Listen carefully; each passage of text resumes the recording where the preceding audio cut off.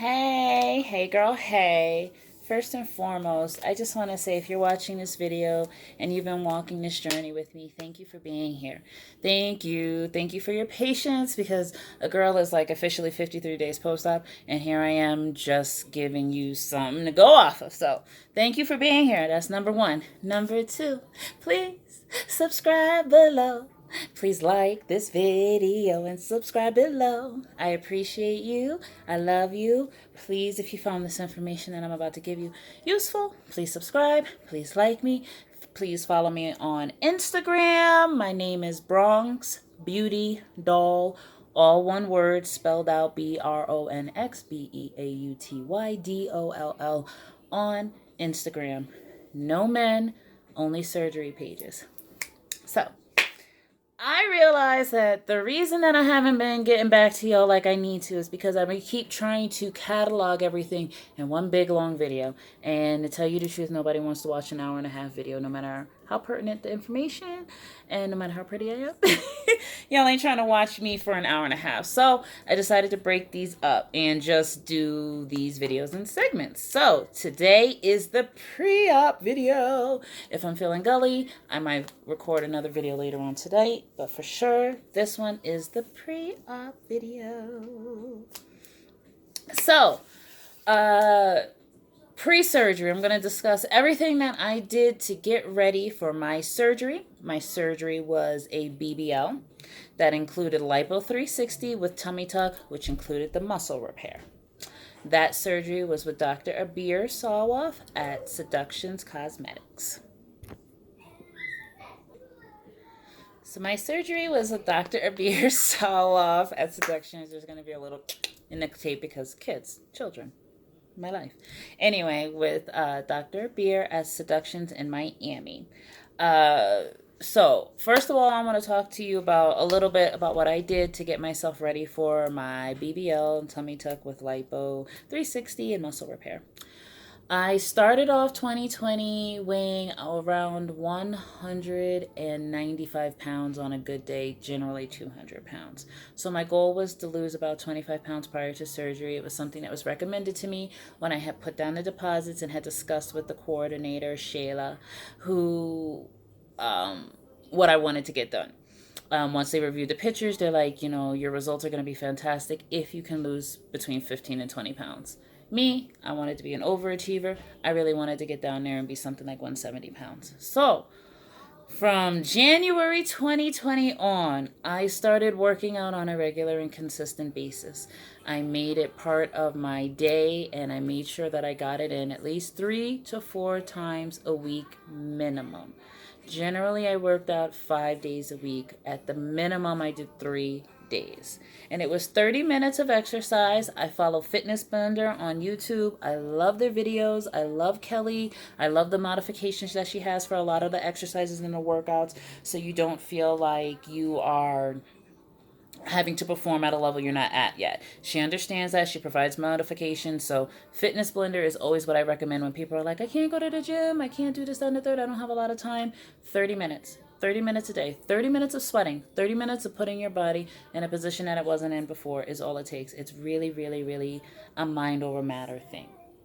So I got up usually in the morning, and if I didn't get it in the morning, it was in the evening. But I would pick up one of her videos, and I would just rotate, trying to focus on different parts of my body. I can't emphasize enough the importance for me to lose the weight and work out and get my body as strong as possible prior to surgery. After surgery, I'm going to tell you something. I did nothing but half squats and push-ups and pull-ups and all sorts of maneuvers that required upper body strength. It required me hovering over a toilet. It required these basic things that you don't take into consideration, that you need the strength for to successfully do your workout, are all the things that I did in recovery. So I can't stress enough how important it was for me to lose the weight, and to work out and build up my strength, because I'm telling you, even in this chair I'm in, even in my little gravity chair, having to get myself up and out and to work myself back with your abs, it's no joke. So I'm here for the ballerina tea. I've taken phentermine before. I've done it twice before, and it works. But ain't nothing gonna get you strong like getting strong. That's all I got to say about that. Ain't nothing gonna get you strong like getting strong. And if you can have the mentality that what you're doing is taking care of your body and getting it prepared for the post recovery, I'm going to tell you something that's going to go a long way. Because after you get your body, after you get the surgery, you get to get the surgeon to do what you want to do, you got to maintain that. If you ain't maintaining it, you ain't going to keep it. And I don't care how many rounds you have the money for. What's the point? What's the point? Take care of your body, take care of the results so that you can save your money, start doing the next thing with it. But to each his own, that's just my 2 cents. Do what you want with it. So I was working out 3 to 4 times a week at the minimum, usually 5 times a week, 30 minutes each time at the minimum. No more than an hour because I'm going to be honest, I am a single mother of 2 boys. I work full time. I got stuff to do. If I could get up early and get it in the morning, it felt good because I burnt my calories all throughout the day off of that workout and make sure that I was eating right. So that's the next thing I did. I really, really am a big proponent of intermittent fasting. For me, it worked. You can choose how you intermittent fast, depending on your schedule and what works for you. For myself, I intermittent fasted between 12 p.m. and 8 p.m., meaning outside of those times, I did not eat anything. I drank water. During 12 p.m. and 8 p.m., that is when I would have my meals. Generally, I would have 2 to 3 meals that were, decent size, but nothing crazy. I'm not talking about restaurant portions that allow you to have a doggy bag and leftovers. I was really conscientious about eating what I needed to eat that day. Because one thing I hate is food going to waste, and another thing I hate is food not being prepared and it going to rot. And so I'm good about making what I need to eat for that day and the lunch the next after. I can't do 7 days of prep. I can't eat the same thing 7 days in a row. I don't care how much I like pizza. I'm not eating it 7 days in a row. I don't care how much I like a Thanksgiving plate. I'm not eating it 7 days. Well, around Thanksgiving, I eat it 7 days away. But you know what I mean. I can't do that. I can't prep in that way. So between 12 and 8, my meals consisted of a lean protein, some chicken, beef, fish. I don't really do pork. That's just me. If you do pork, do pork. I don't do pork, so I can't even give you no suggestions on what to do with pork.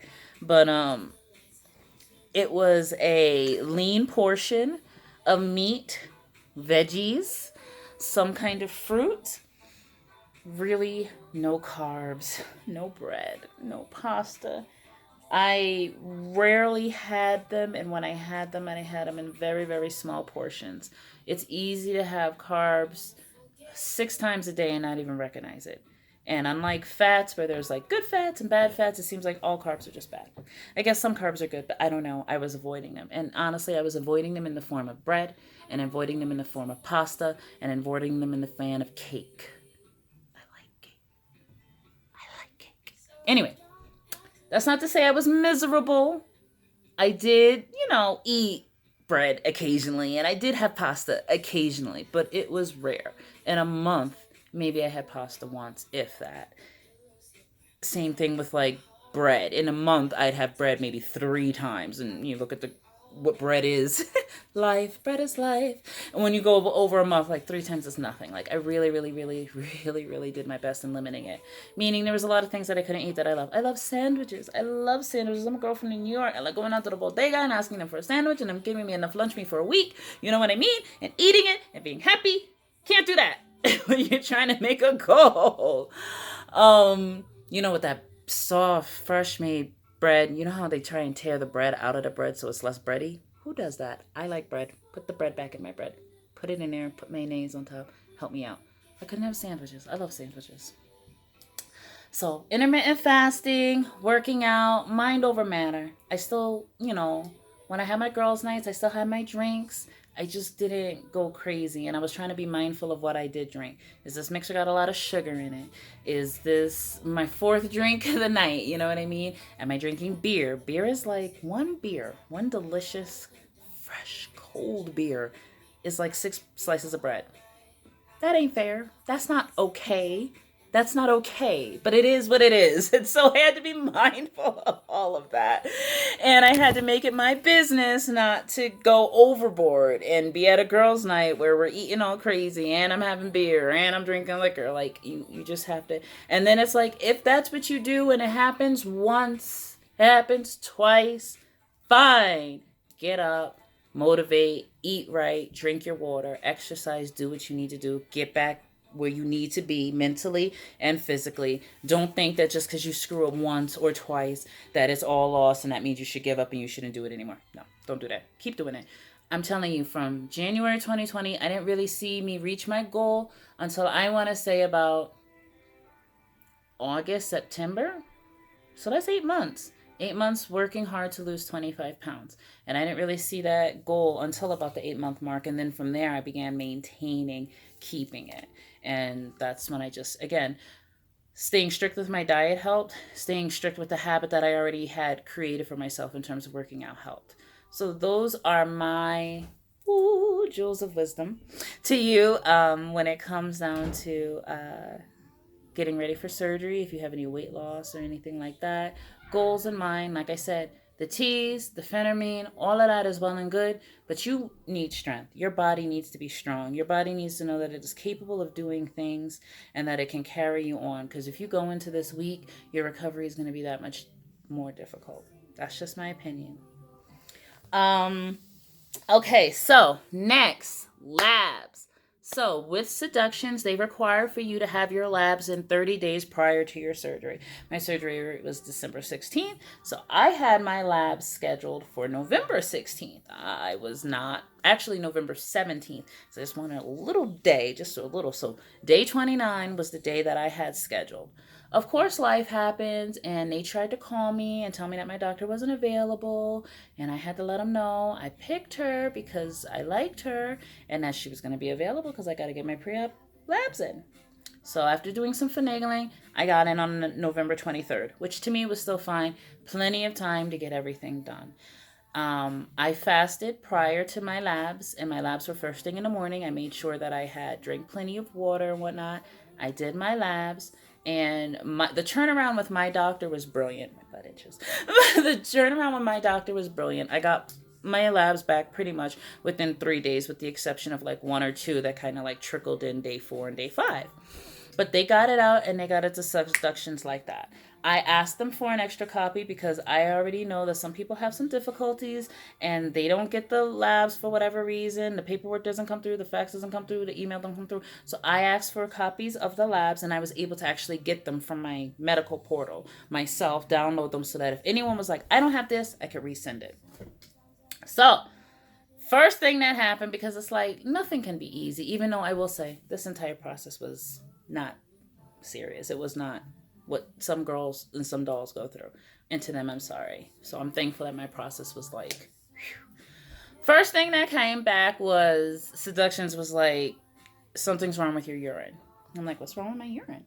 So I'm looking at my labs, and they were like, I'm looking at the levels, the pH, everything. The only 2 things that it said that they didn't like was the color was amber, which I was like, yeah, I could have drank more water this morning.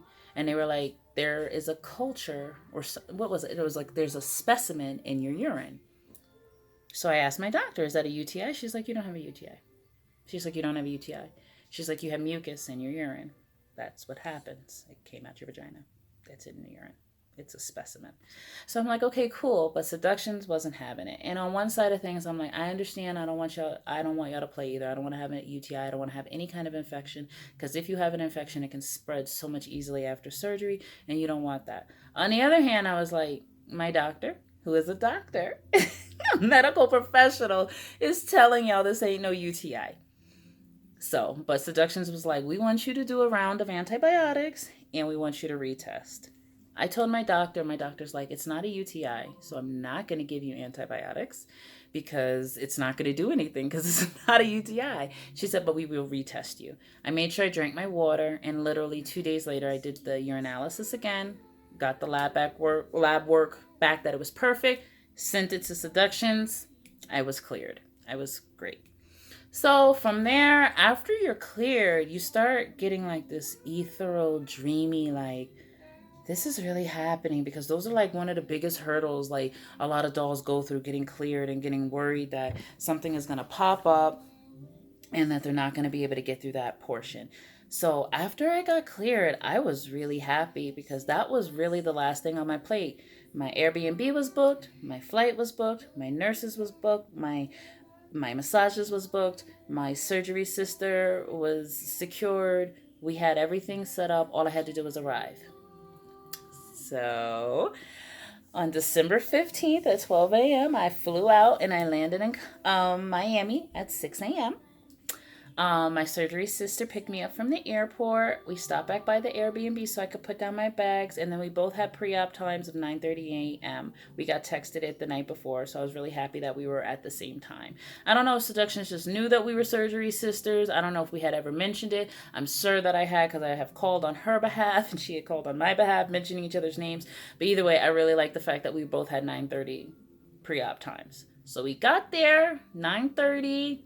Sat down, and they give you a crap ton of paperwork depending on what you're getting done. So again, I had a BBL, tummy tuck, and so with the liposuction, and it feels like the paperwork is kind of repetitive because it asks a lot of the same questions for each procedure. The BBL paperwork asks a lot of questions that the lipo paperwork asks, that the tummy tuck paperwork asks. And because I'm getting all three of these things done, I have to acknowledge all of them on all of the forms. So for me, my surgery sister, she was just getting a BBL. I felt like it only took her maybe 15 minutes to do her paperwork. For me, I felt like it took 25 minutes. She got called back. I waited, like I said, maybe another 10 minutes after I was done with my paperwork and submitted it, and then they called me back.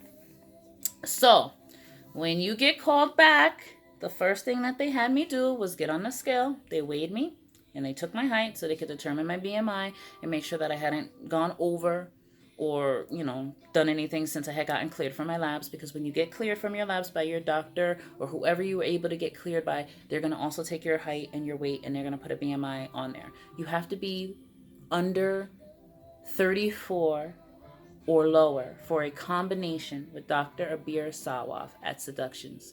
Every surgeon has different requirements. For Dr. Abir, you have to be under 34 BMI for a combination procedure with her. No ifs, ands, or buts about it. She don't play. That's that. My BMI when I got down there, I was a 30. 30, yeah. Was it 29? No, 30. 30, so I was golden. I had worked very hard. I started off 2020 as a BMI of 35.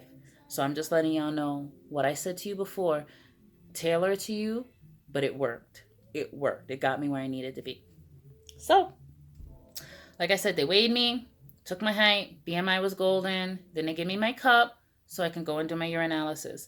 They did not watch me pee in a cup. I've heard plenty of dolls say they got watched. I don't know. I don't know about that. I think that's a violation. I think that's kind of weird.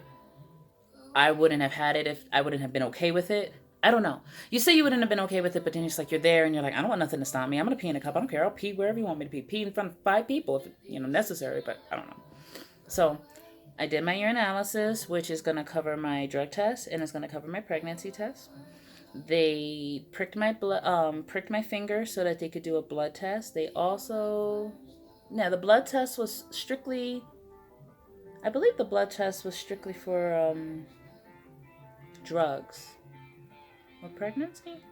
No, I'm sorry. The urinalysis is for drugs. The blood test is for pregnancy. Yeah. I'm pretty sure. Okay.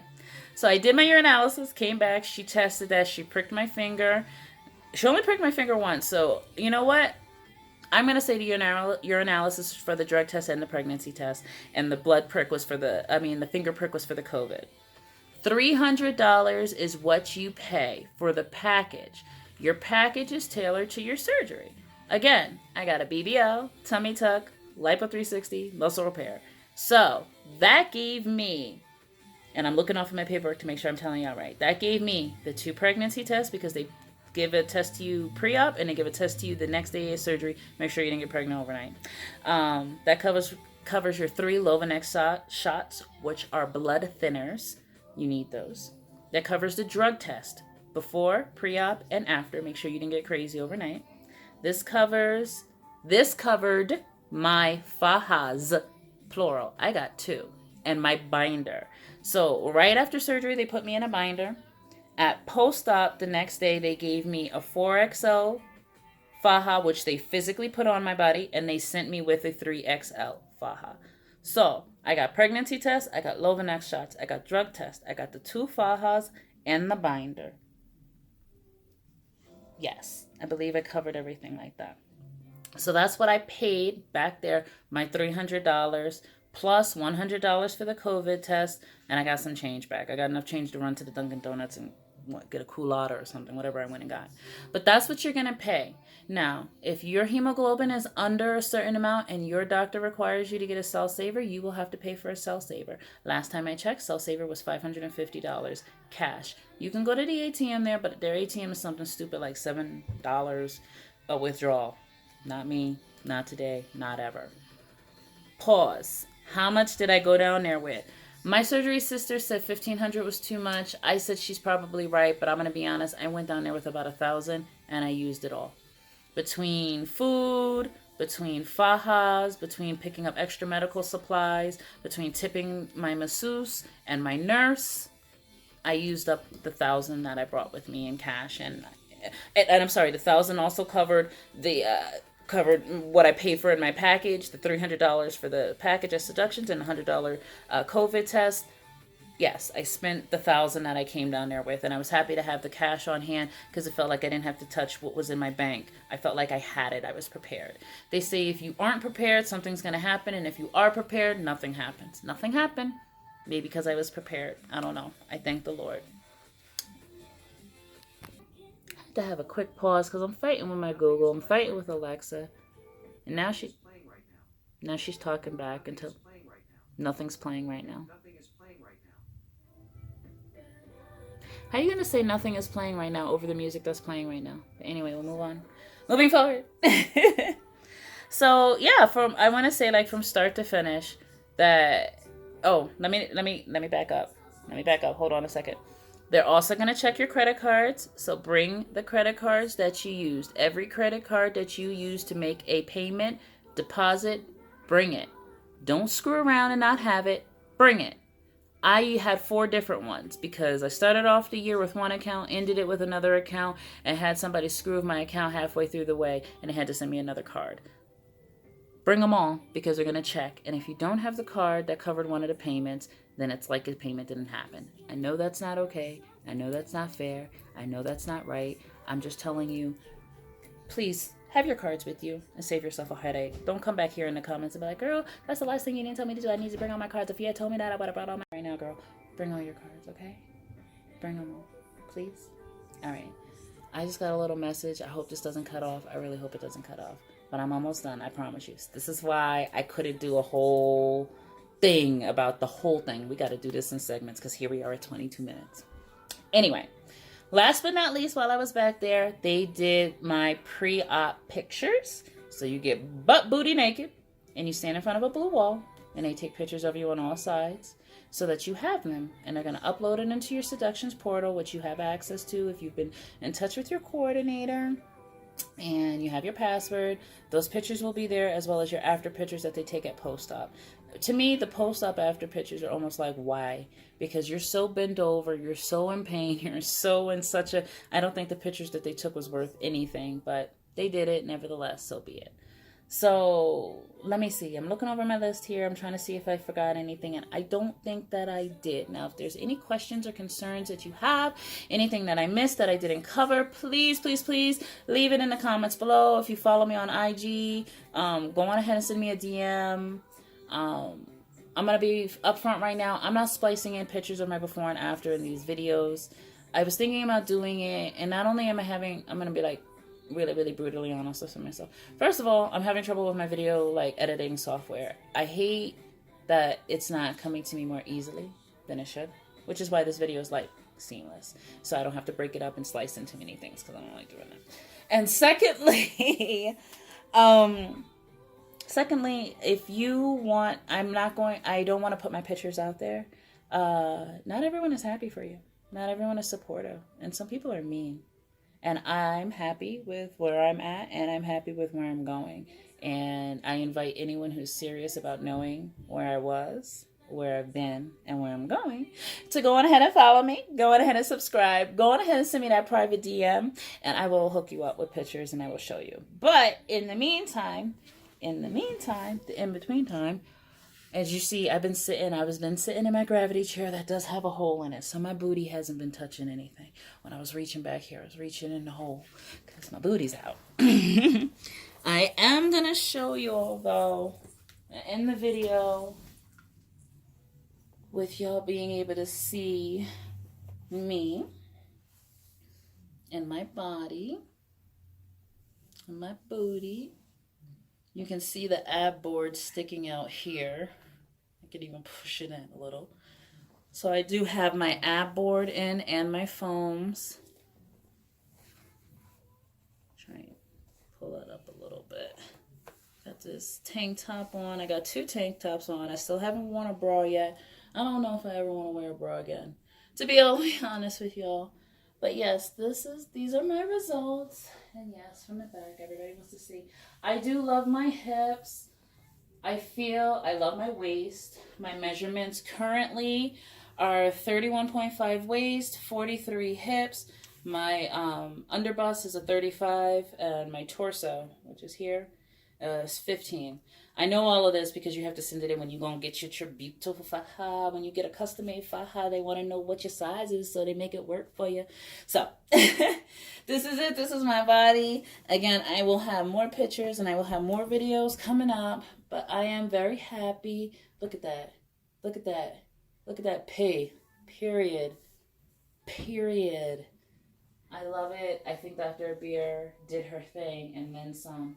I love my results. I highly recommend her.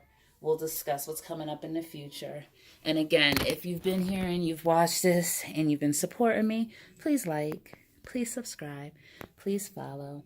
I deeply appreciate it. Thank you so much for watching. Have a blessed day.